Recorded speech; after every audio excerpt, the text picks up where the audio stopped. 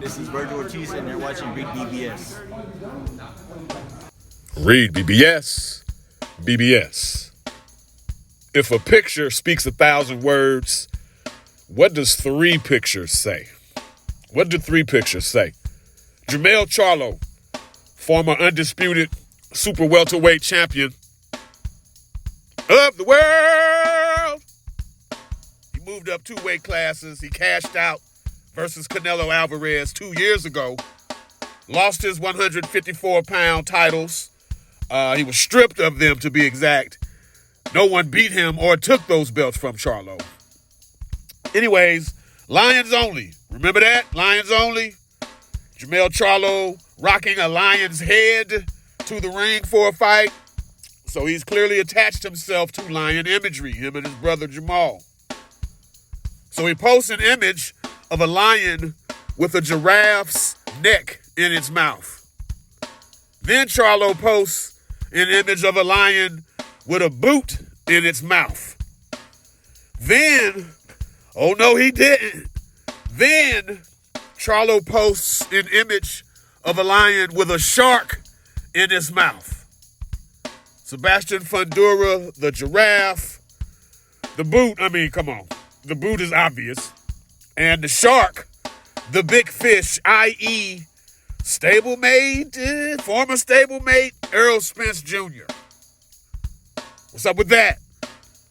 Boxing is better. Boxing is better when things are a little messy, when guys aren't so friendly. And ultimately, you're in this business to do what? To fight, right? After making Tim Tszyu quit, Sebastian Fundora, he's currently the guy at 54.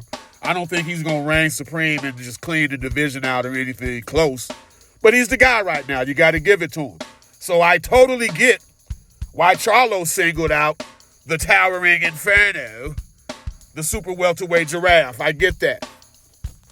Jaron Boots Ennis, the shiny new toy, moving on up, like George and Wheezy, moving on up to 54.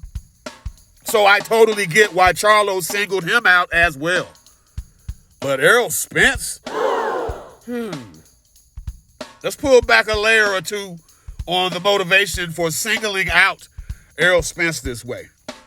Errol Spence is the reason Jermell Charlo made the trainer switch from Ronnie Shields to Derrick James in the first fucking place. That's Errol Spence. Jermell Charlo is the first high-profile fighter that Derrick James took on after Spence. It's a copycat sport. Folks peeped what Spence was doing, how he was doing it, and they wanted a piece of that energy, piece of that approach. And with that, Spence and Charlo sparred many rounds. Like, I personally saw 2 or 3 of their sparring sessions. I wasn't counting rounds or anything, but I saw them spar double-digit rounds for sure. Not for sure, 5 sure. Double-digit rounds. I'm not here to report any knockdowns or knockouts, nor any oh shit moments. It wasn't nothing dramatic that happened when they spar. It wasn't. But at the same time, the clear alpha in those sessions, all of them, the clear alpha was the smaller Errol Spence each and every time. At no time was there any doubt to anyone watching who the better fighter was. Not at that time. I would even say because of their relationship being stablemates under Derrick James, I think Errol Spence delayed moving up to 54. A move he should have been made. Pre-Crawford, he should have been made that move. I think Spence delayed that move because his stablemate, his homie, Jermell Charlo, was running shit at 54. And shit would have got awkward, obviously, since both were trained by D. James. So Errol Spence, who fought amateur at 152 pounds, 152, he campaigns at 47 for the entirety of his boxing career. To this point, to this day, never fought above 47. Not for no major fight he hasn't. Spence stayed at 47 too long. Now, I'm not insinuating that's why he lost to Bud Crawford, but that fight's a tad more competitive to me at 154 pounds. Would have been, that is, It would have been more competitive. What's done is done now. The damage Spence took in that fight, the damage is done mentally, physically, yeah. But between the both of them, Spence, Charlo, getting back on point, between the both of them, Spence, Charlo, and people like me, privy to their sparring sessions, it was clear who the better fighter was. Not substantially better, not night and day better, but Errol Spence was better than Charlo, and Charlo knew it too. So to see him post a picture of a lion with a shark in its mouth, Charlo clearly does not see Spence as the alpha anymore.